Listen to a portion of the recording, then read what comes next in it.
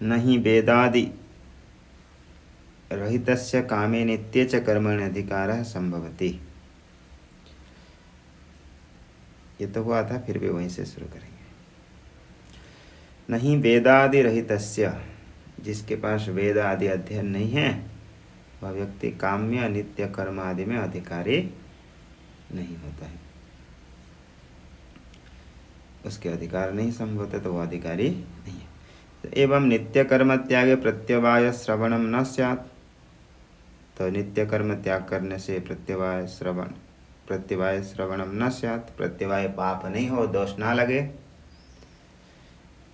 इति आगे इति न च स्यात् एवं न च स्यात्। यागादि त्यागस्य त्वया एव विहितत्वोपपादनादिति न च वाच्यम।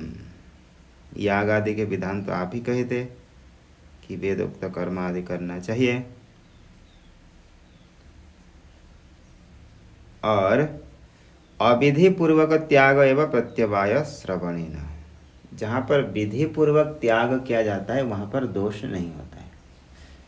देखिए ये संशय आदि का क्या विषय क्या है कि कहा गया था कि संन्यास लेना चाहिए, तो पूर्व पक्ष कहा था कि नित्य कर्म आदि को कैसे त्याग कर सकते हैं, संन्यास लेने से तो नित्य कर्म आदि त्याग होता है, तो नित्य कर्म आदि को कैसे त्याग कर सकते हैं, सन्यासियों को भी नहीं त्यागना चाहिए। इसी को लेकर के संशय हुआ, तो बता रहे कि नहीं अविधि पूर्वक त्याग एवं प्रत्यवाय श्रवण, जहाँ पर विधान पूर्वक त्याग नहीं होता है वहीं पर दोष लगता है, विधि पूर्वक जहाँ त्याग होता है तो वहाँ दोष नहीं। विधि पूर्वक त्यागे तदभावात् धार्यत्वेन विहितस्य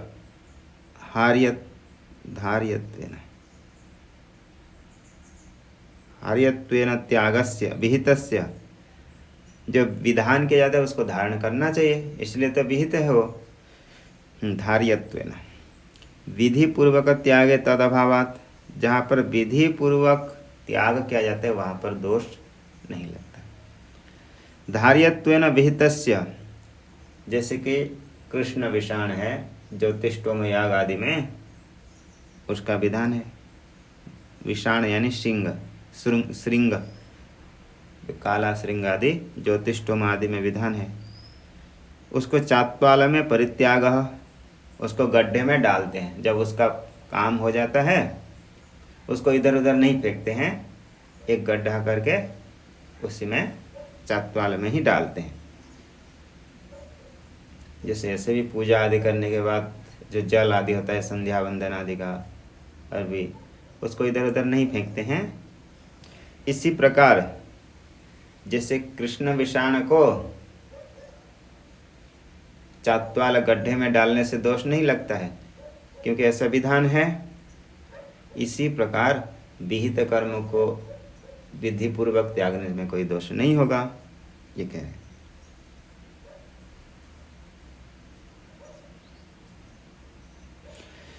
फिर पूर्व पक्षी ऐसा संशय कर सकता है, करेगा न च अग्निष्टोमादि अंगस्य विषाणादेर अग्निष्टोम समाप्ते त्याग संभवति।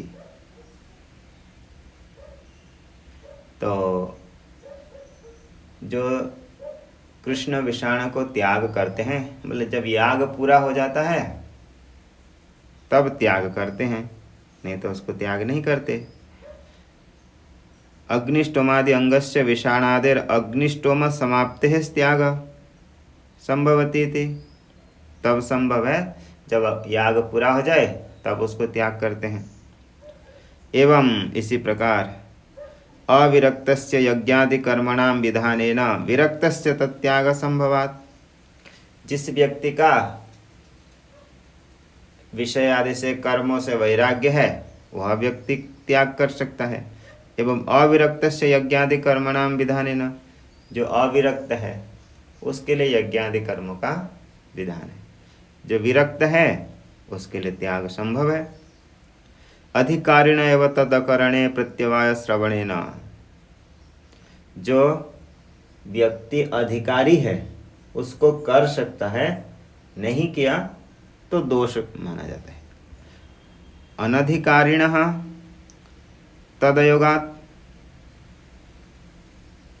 जो अनधिकारी है उस कार्य को करने में समर्थ नहीं है, वो नहीं करने से उसको दोष नहीं लगता है। जैसे बता रहे हैं, ब्राह्मणाधिकारे बृहस्पति शवे क्षत्रियस्यैव। जिससे ब्राह्मण का अधिकार है बृहस्पति नामक याग करने में, उसको क्षत्रिय नहीं करता है तो उसको दोष लगेगा? नहीं लगेगा, क्योंकि उसका वो विषय ही नहीं है। जैसे राजसूय यज्ञ है, उसको क्षत्रिय राजा ही करते हैं, क्षत्रिय लोग, उसको ब्राह्मण नहीं कर सकते, तो उसी को वहाँ पर उसको दोष नहीं लगेगा ब्राह्मण को नहीं करने से। इसी प्रकार जिसका जिसमें अधिकार है, दोष की तो बात नहीं, मतलब जो उसी को कर सकता है जिसमें जिसका अधिकार हो, यही इसका तात्पर्य है। तो जो अविरक्त है वो कर्म त्याग करता है, जो विरक्त है नहीं, अविरक्त है वो कर्म करेगा, और जो विरक्त है वो कर्म का त्याग करेगा। आगे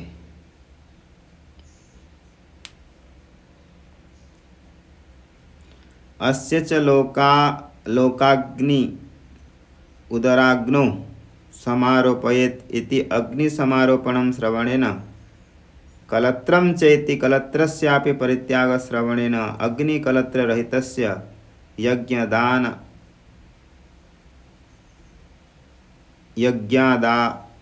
यज्ञादौ अनधिकारात् गायत्रीं च स्वम् अग्नो समारोपयेत् इति गायत्र्या अनुपसंहार श्रवणेन संध्याकरणादौ दोषाच्च। और बता रहे हैं त्याग के लिए, अस्य च लोकाग्निन उदराग्नो समारोपयेत्, लोक अग्नि को उदर अग्नि में समाप्त करें, आरोप करें, एवं अग्निम समारोपण श्रवणेन, अग्नि समारोपण आरोप से कलत्रम चेति कलत्रस्यापि परित्याग श्रवणेन, कलत्र यानी पत्नी, संन्यास लेते हैं तो पत्नी को भी त्याग करते हैं, कलत्रस्यापि परित्याग श्रवणेन अग्नि कलत्र रहितस्य, जिसके पास पत्नी नहीं है, अग्नि नहीं है, वह व्यक्ति कर्म कैसे करेगा? पत्नी इसलिए कहते हैं पत्युर्नो यज्ञ संयोगे, बोले जब यज्ञ करने के लिए जो सहकारिणी है, सहधर्मी है, उसको क्या कहते हैं? पत्नी। यदि पत्नी नहीं हो तो वैदिक कर्म करने में योग्य नहीं होते। इसलिए राम जी भी स्वयं जब सीता जी नहीं थे तो ऐसे उसका कथा प्रचलित है।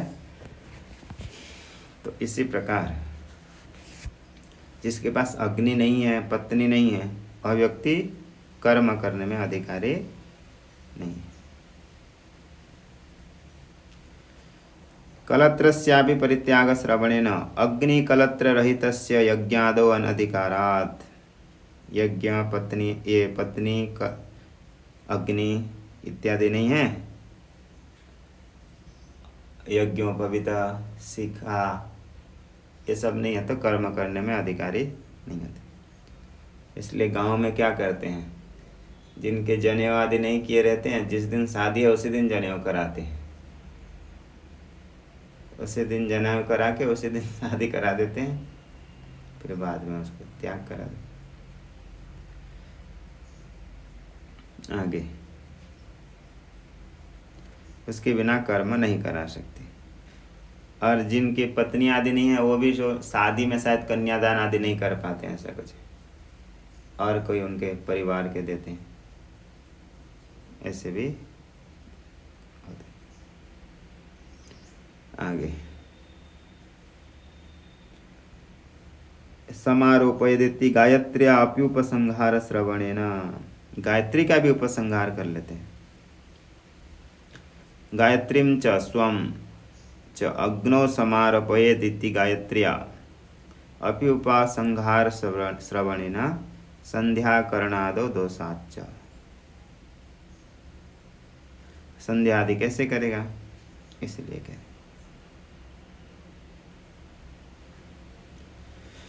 आगे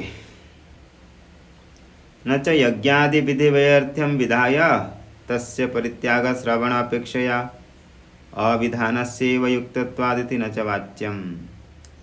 बोले यज्ञादि का विधान ही किसी के लिए मत करो, फिर त्याग करना विधान करना। बोले इसलिए फिर ऐसा कहने पर न च यज्ञादि विधि वैर्थ्यम विधाय तस्य परित्याग श्रवण अपेक्षया अविधानस्यैव युक्तत्वात्।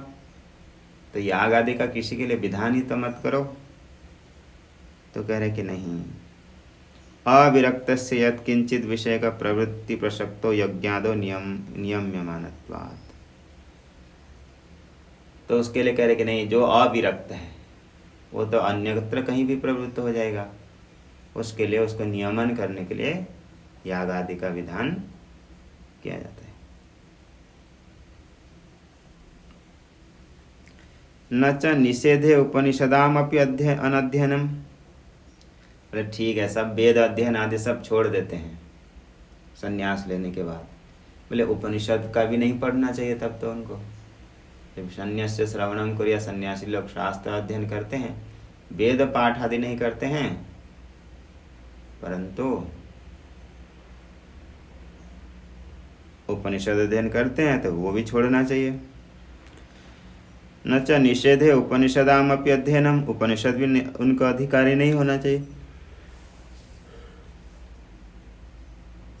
जो विरक्त है वो उपनिषद अध्ययन के भी अनधिकारी होना चाहिए, अर्थात अधिकारी नहीं है।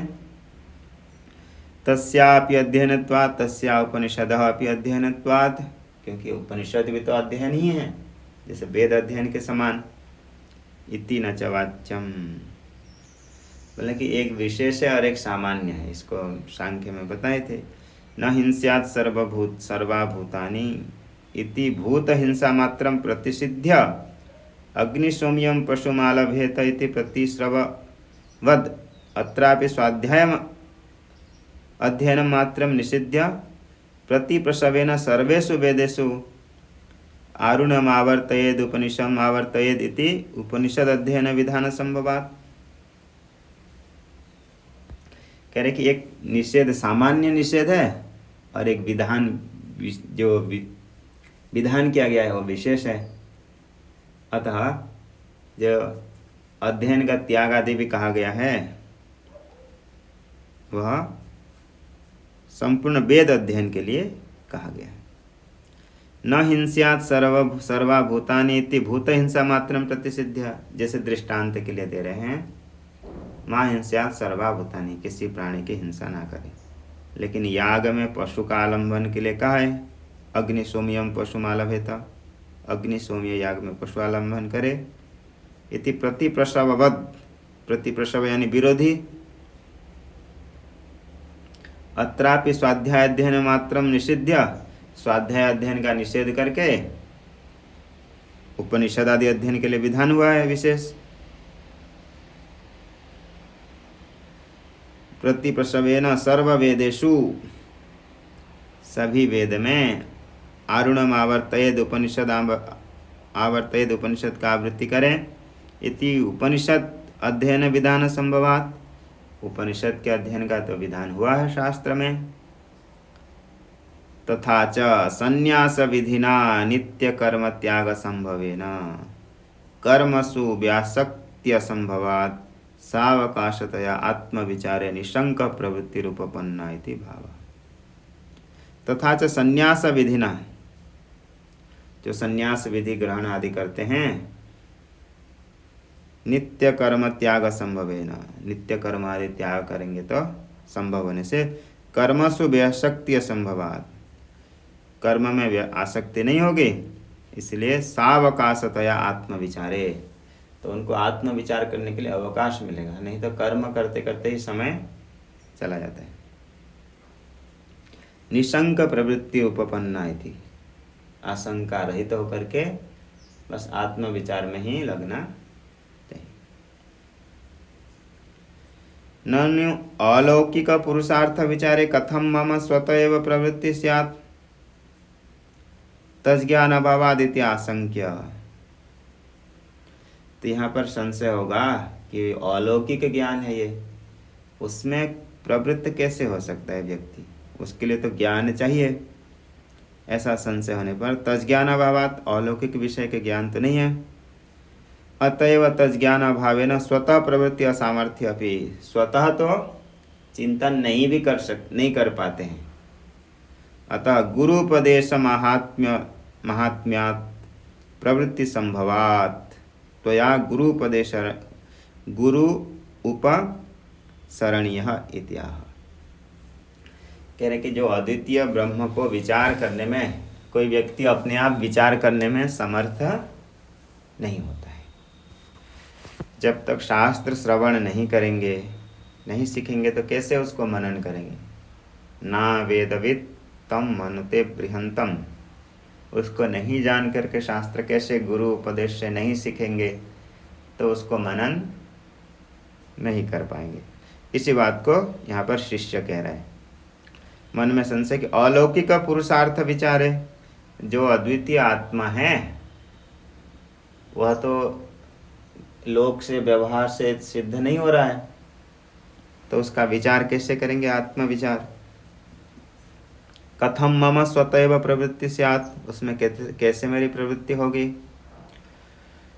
इस प्रकार तज ज्ञान अभावात, क्योंकि उसके ज्ञान मुझे है ही नहीं। इत्यतः अतएव तज ज्ञानाभावेन स्वतः प्रवृत्ति असमर्थ्य भी, आत्म विषय का ज्ञान नहीं होने से, स्वतः प्रवृत्ति नहीं होने पर भी गुरु उपदेश महात्म्यात्, शास्त्र आचार्य उपदेश के महात्म्य से ये संभव है। प्रवृत्ति संभवात, उसमें आत्मविचार में प्रवृत्ति संभव है, लोक में देखा गया है। गुरु उपसरणीय इत्याह, इसलिए गुरु जी के पास जाना चाहिए। इसी बात को ऊपर क्या कहे, सद्विद्वान उपसेव्यताम प्रतिदिनम तत्पादुके सेव्यताम। बीच में इतने विचार किए कि मूल ही भूल गए। आया था मूल में सद्विद्वान उपसेव्यताम अनुदिनम तत्पादुका सेव्यताम।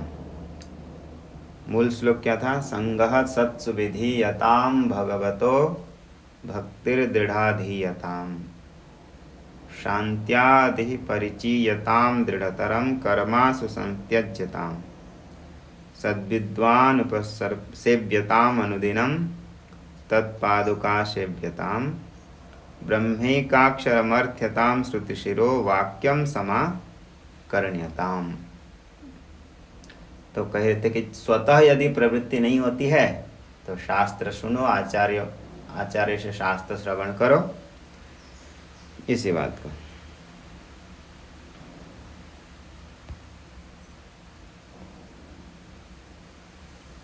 सद विद्वान उपसेव्य, सन यो विद्वान, उपसृप्यताम भी कहीं आता है, कहीं उपसेव्य अनुसेव्यताम।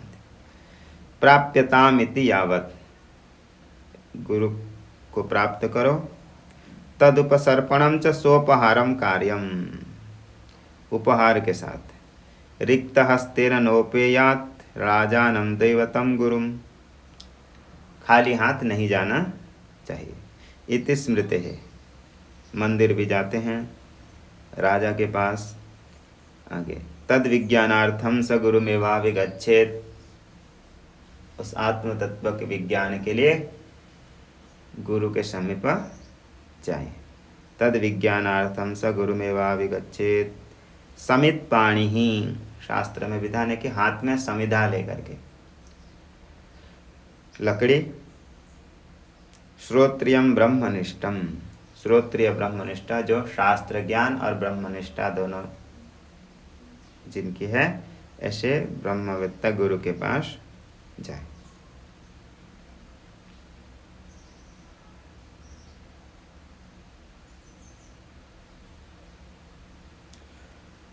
ननु मया गुरु उपगतोऽपि किमर्थम मम उपदिशति।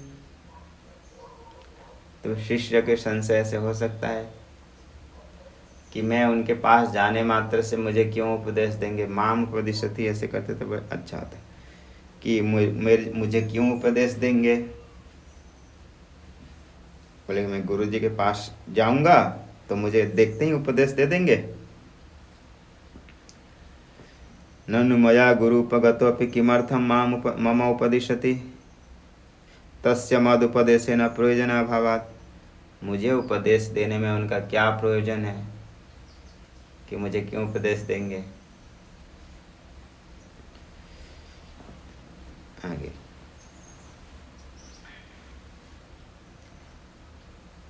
न च त्वया सोपहारतया एव। बोले नहीं, पहले तो बताए हैं कि आप तो उपहार लेके गए हो वहाँ। रिक्त हस्तेन नोपेयाद राजानम दैवतम गुरुम। बोले खाली हाथ जाओगे तो उपदेश नहीं करेंगे, कुछ लेके जाएंगे तब उपदेश करेंगे। तब आप तो कुछ लेके गए हो इसलिए उपदेश देंगे। न च त्वया सोपहारतया एव गतत्वात् तदुपहारम दृष्ट्वा तुष्टवः। तुम्हारे उपहार देख करके खुश हो गए, तुष्टवः तब उपदेक्षति, तुमको उपदेश करेंगे। इति न च वाच्यम, ऐसा नहीं है। विरक्तस्य तस्य तदुपहारेणापि प्रयोजनाभावात्। उनको तो जो विरक्त हैं तुम्हारे उपहार का कोई प्रयोजन है ही नहीं, बोले फिर क्यों उपदेश देंगे। न च कृपा सागरस्य तदर्शन मात्रेण उपदेश संभवति। बोले नहीं, या तो ऐसे मान लो कि वो दयालु हैं तो देख करके ही तुमको उपदेश दे देंगे। इति न च संभवति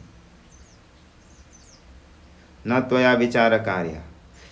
अर्थात ऐसे करे कि शिष्य गया तो उसको कृपालु है, दयालु है, देख करके उसको उपदेश दे दिए।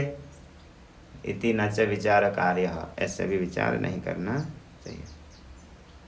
कृपाया अपि सहेतुकत्वात्, भगवान की कृपा भी सहेतुक होता है, तो इसलिए सहेतुकत्वात् दर्शन मात्रस्यापि अप्रयोजकत्वाच्च। दर्शन मात्र भी तो अप्रयोजक है। इत्यतः अनुदिनम तत्पादुका सेव्यताम। ये गुरुकुल वास उनके लिए कह रहे हैं जो मुमुक्षु लोग गुरुकुल वास में रहते हैं, गुरु जी के समीप रहते हैं। तो क्यों उपदेश देंगे, बोले गुरु की सेवा करने चाहिए। सेवा कराने का भी यही तात्पर्य है कि वो सीखे, उसमें दीनता आदि ना अथवा अहंकार आदि ना हो। और शास्त्र में विधान है, विनय बिना सेवा के कैसे उपदेश देंगे।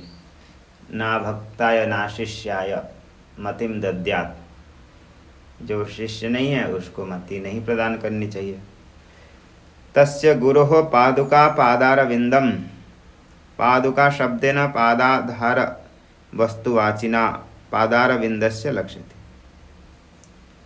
लक्ष्यमानत्वात्। गुरु सेवा करें अनुदिनम,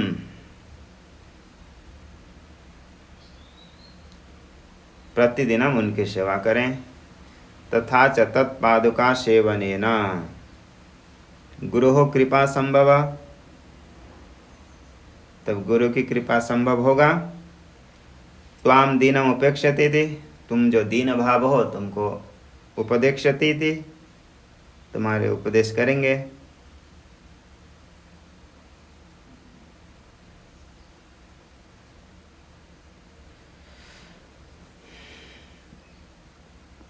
ठीक है,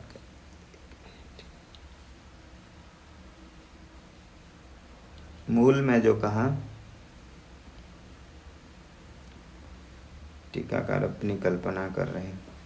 सद्विद्वान उपसेव्यताम अनुदिनम तत्पादुका सेव्यताम। विद्वानों के सेवा करें तब उपदेश देंगे। अच्छा, यही तात्पर्य इसका।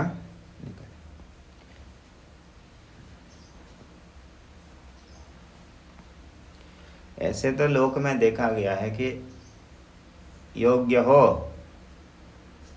तो उपदेश देते हैं, सेवा की ऐसा कोई नहीं है। इसलिए टीकाकार की संगति है, मूलकार की, भगवान भाष्यकार की संगति नहीं है। लोक में देखा गया है यदि योग्य अधिकारी है,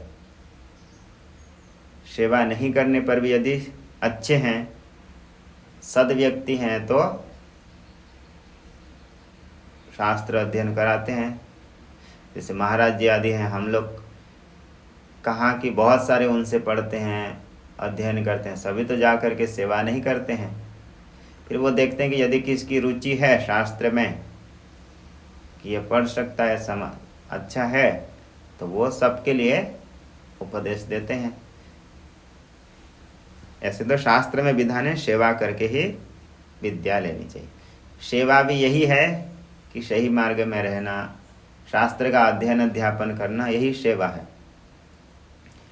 गुरु आज्ञा पालन करना सेवा है। गुरु शुश्रूषया विद्या पुष्कलेन धनेन वा, गुरु शुश्रूषा से ही विद्या है। तो यहाँ जो कहे कि नहीं सेवा करने से ही देंगे, तो मतलब सेवा यानी इस प्रकार से लेना कि उनकी आज्ञा का पालन करना, शास्त्र के अनुकूल चलना, यही उनकी सेवा है। चरण की सेवा तो सब लोग नहीं कर सकते हैं, समाज में जितने हैं, जो पास में रहते वही कर सकते हैं। तो यहाँ पर सेवा का अर्थ यही तात्पर्य लेना कि उनकी बात को मानना, पालन करना, यही सेवा है। आगे ननु अर्थीनाम खलु उपदिशति गुरु, बोले जिसको प्रयोजन है, अर्थी है, उसी को ही उपदेश देंगे, अन्य को क्यों देंगे? तो बोले नहीं, मया किमर्थ्यम, मुझे क्यों उपदेश देंगे? क्योंकि ब्रह्मैकाक्षरमर्थ्यताम, एकाक्षर जो ब्रह्म परमात्मा एक अद्वितीय अक्षर अविनाशी तत्व का चिंतन करो, अर्थ्यताम, त्वया अर्थ्यताम, उसका विचार करो, इसलिए यह उपदेश देंगे। एकम मुख्यम मुख्यार्थ प्रतिपादकत्वाद, एक है अद्वितीय परमात्मा। तथा च सार्थ ब्रह्म उपदेशे तदर्थस्य ज्ञातत्वेन तद विषयक विचार संभवात्, वह सार्थ ब्रह्म उपदेश देने पर, अर्थ के साथ ब्रह्म का उपदेश देने पर, तदर्थस्य ज्ञातत्वेन, उस अर्थ का ज्ञान होगा, तब आगे विचार संभवात्। शिष्य का प्रश्न यही है कि मुझे क्यों उपदेश देंगे? क्योंकि अद्वितीय ब्रह्म का अर्थ विचार करना है, इसलिए उपदेश देंगे।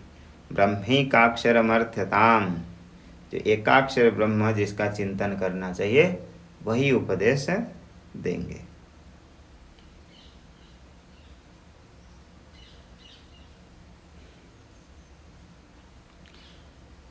आगे यद्वा ब्रह्मणः तदेकम अक्षरम वर्णात्मकम ओंकार रूपम तत्पदार्थम अर्थताम, वह ओंकार का उपदेश देंगे, उसके अर्थ का चिंतन करना, जागृत स्वप्न सुषुप्ति विश्व प्राज्ञा तेजस, इस प्रकार के ओंकार का जो चिंतन है, प्रथम पाद द्वितीय पाद, ऐसे करके उसका चिंतन करना है, जैसे मांडुक्य उपनिषद आदि में आया है। तो ओंकार की उपदेश देंगे, एकाक्षर ओंकार का। तत्र अभिप्रायः पूर्ववदेव उन्नय, अथवा एकम च तदक्षरम च इति विशेषण समास, विशेषणम विशेषेण बहुलम, कर्मधारय समास है। तो एक है जो अक्षर, एक है अक्षर, कौन है? ब्रह्म। एकम यानी सजातीय विजातीय स्वगत भेद रहितम, एक का अर्थ है स्वगत, सजातीय, विजातीय, तीन प्रकार के भेद से रहित हो, तो क्या कहेंगे? एकम। वृक्षस्य स्वगतो भेदः पत्र पुष्प फलादि, वृक्ष का स्वगत, अपने में रहने वाला भेद क्या है? वृक्ष में रहने वाले भेद, उसका पत्र है, पुष्प है, फल है। वृक्षांतरात् सजातीय, और वृक्ष से सजातीय भेद कौन है? दूसरा वृक्ष। विजातीय कौन है? शिलादितः, पत्थर, ईंट, पत्थर, मकान, ये सभी वृक्ष के विजातीय भेद है। इसी प्रकार ब्रह्म में तीनों प्रकार के भेद नहीं है। ब्रह्म के समान दूसरा कोई ब्रह्म नहीं है। इसलिए सजातीय भेद नहीं है। ब्रह्म चेतन से दूसरा कोई जड़ वस्तु नहीं है, इसलिए ब्रह्म में विजातीय भेद भी नहीं है। और जो ब्रह्म है उसका वो निरवयव है, उसमें कोई उसका अवयव है ही नहीं, इसलिए स्वगत भेद भी नहीं है। निष्कलम, निष्क्रियम, शांतम, निरवध्यम, निरंजनम, ऐसे आता है। निष्कल है, शांत है, तो अतः उसमें तीनों प्रकार की भेद नहीं है। उसको यहाँ पर कह रहे हैं एकाक्षरम ब्रह्म। सजातीय विजातीय स्वगत भेद रहितम न क्षरति नश्यति इति अक्षरम यद ब्रह्म तदर्थताम, उसका चिंतन करो। यही गुरु उपदेश देंगे। अद्वितीय जो परमात्मा का मनन, श्रवण मनन निधिध्यासन करो। ननु तद ब्रह्म मया अर्थितम तद गुरु कथम मम उपदेक्षति। जो मैं ब्रह्म का चिंतन करूंगा, मया अर्थितम तद गुरु कथम उपदेक्षति, वह गुरु जी कैसे उपदेश करेंगे। तस्य उपदेश अयोग्यत्वात् पृष्ठवंतम शिष्य प्रति तत्प्रतिपादकम वाक्यम उपदिशति। बोले ब्रह्म का उपदेश कैसे हो सकता है, किस प्रकार से मैं उपदेश देंगे। बोले वह तो ब्रह्म तो ऐसे उपदेश योग्य है नहीं। तस्य उपदेश अयोग्यत्वात्, वह ब्रह्म तो उपदेश योग्य है नहीं। इति वाक्यम पृष्ठवंतम शिष्यम प्रति तत्प्रतिपादकम वाक्यम उपदिशति, तो उसको वाक्य श्रवण कराएंगे और विचार तो स्वयं ही करेंगे। श्रुति शिरो वाक्यम समाकर्ण्यताम, यह आया था मूल में। हाँ, लास्ट पंक्ति, ब्रह्मैकाक्षरमर्थ्यताम श्रुति शिरो वाक्यम समाकर्ण्यताम। श्रुति शिरः वाक्यम समाकर्ण्यताम। श्रुति शिरः जो उपनिषद के वाक्य को श्रवण कराएंगे, वो यही उपदेश है। उसको चिंतन तो शिष्य करेगा। वाक्यम उपदिशति ही श्रुतिशिरो वाक्यम समाकर्ण्यताम। श्रुतेः शिरः अंतदेशः पर्यवसानः देशः वेदान्तः, वही वेदांत श्रवण कराएंगे गुरुजी। वेदमात्रस्य ब्रह्मणि एव पर्यवसन्नत्वेन, संपूर्ण वेद का तात्पर्य किसमें है, परमात्मा में ही है।